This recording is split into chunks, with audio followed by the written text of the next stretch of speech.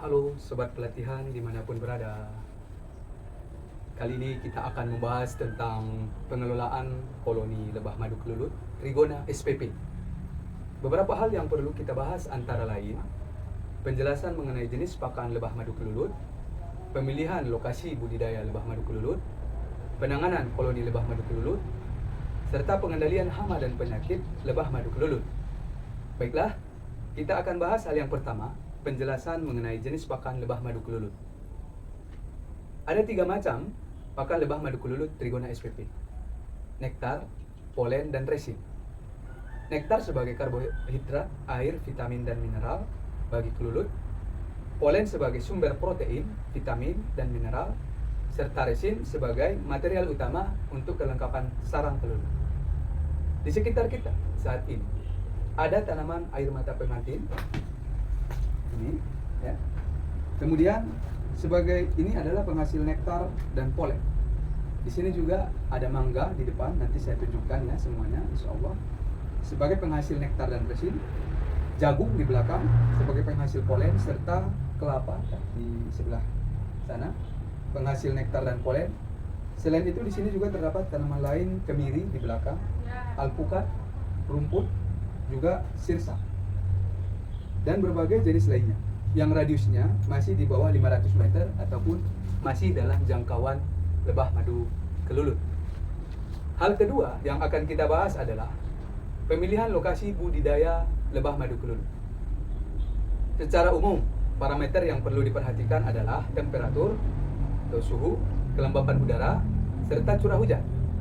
Temperatur optimal adalah 20-30 derajat Celcius, kelembapan optimal sekitar 30-80%, serta curah hujan yang tidak terlalu tinggi, lebih disenangi kelulut karena mempengaruhi aktivitasnya. Aktivitas lebah akan lebih rendah apabila sangat sering terjadi hujan. Selain hal tersebut, perlu juga diperhatikan ketersediaan sumber pakan, kemudian kecukupan air, karena air berfungsi untuk menstabilkan suhu di dalam stuk dan mengencerkan madu. Situasi pada peternakan di tempat saya berada ini, kebetulan ini adalah rumah kita, alhamdulillah, berada termasuk ya dalam situasi ataupun kondisi yang sudah mewakili hal tersebut. Saat ini saya berada di Kecamatan Siantar Utara, Kota Pematang Siantar, Provinsi Sumatera Utara. Di sini saya berternak lebah Trigona Itama. Ya. Untuk daerah yang lebih dingin daripada daerah saya ini, saya rekomendasikan jenis lebah Trigona thoracea karena lebah tersebut lebih adaptif ya. Hal ketiga yang perlu kita bahas adalah penanganan koloni lebah kelulut, ataupun bisa juga kita sebut sebagai pengelolaan koloni lebah kelulut. Apabila kita berbicara pada lokasi peternakan ini, hal yang sudah pernah dilakukan adalah seperti Bapak Ibu perhatikan di belakang saya itu ada kotak ya, berarti dia sudah bukan yang dari alam.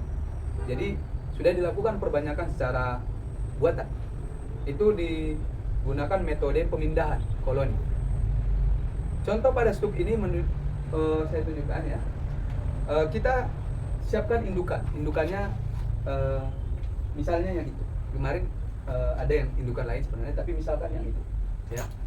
Nah, serta kita siapkan stuk kosong. Ini dulunya tentu masih kosong stuknya, dan ini sudah diisi. Kemudian ambillah sebagian telur dari kotak yang lama, propolis juga polen, serta ratu dan telur ratu. Dipindahkan sebagian ke stuk yang di bawah itu, stuk buatan kita. Nah, tutup stuk baru yang itu, ditutup pakai topping yang putih itu, ya, dan tempelkan propolis pada lubangnya. Nanti kita akan tunjukkan lebih detailnya, insya Allah. Kemudian tempelkan propolis dari sarang ataupun stuk indukan tadi ya, sekali lagi pada lubang pintu keluar masuk stuk yang baru ini. Selanjutnya letakkan stuk baru tersebut ya, stuk baru ini di posisi tersebut. Nah, sekali lagi letakkan stuk baru ini di posisi tersebut, dan stuk lama ini ataupun indukannya pindahkan ke posisi ini yang jaraknya kurang lebih 4 meter. Nah, hal ini dilakukan sebaiknya siang hari sekitar jam 11 sampai 14 siang. Karena pada kondisi tersebut lebah masih berada banyak di luar, sehingga nanti perpindahan akan terjadi. Kalau malam walaupun kita pindah 4 meter, jaraknya tidak ada perpindahan karena lebahnya sudah pada posisi masing-masing. Begitu.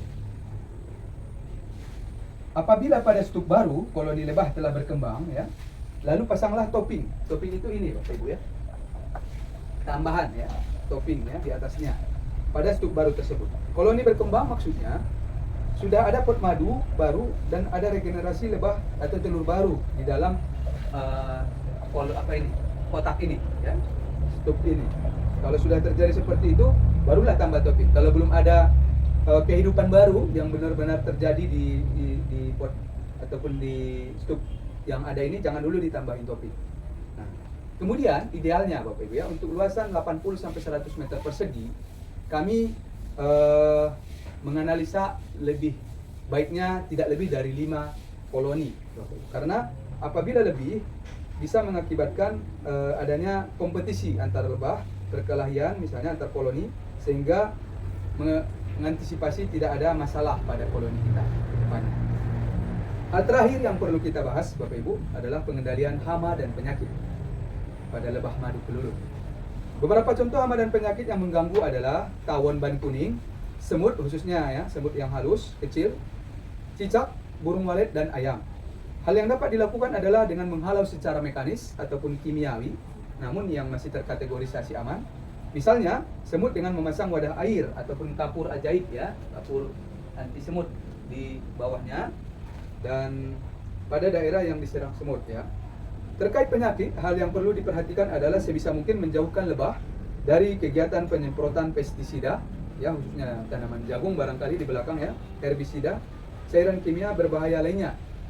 Karena bisa jadi lebah tersebut tersemprot pada saat, sekali lagi, bisa jadi lebah tersebut tersemprot pada saat bekerja di lahan yang dilakukan penyemprotan tadi. Jadi titik bahayanya adalah pada saat penyemprot itu tidak sadar, ada lebah yang sedang bermain di lokasi pertanian tersebut, yang mengakibatkan lebah tersebut terserang penyakit. Demikian video pada microlearning kali ini. Nanti akan saya tunjukkan hal-hal tambahan yang seperti saya sampaikan pada penjelasan tadi. Semoga video ini bermanfaat. Amin. Barakallah. Wassalamualaikum warahmatullahi wabarakatuh. Horas bagi kita semua.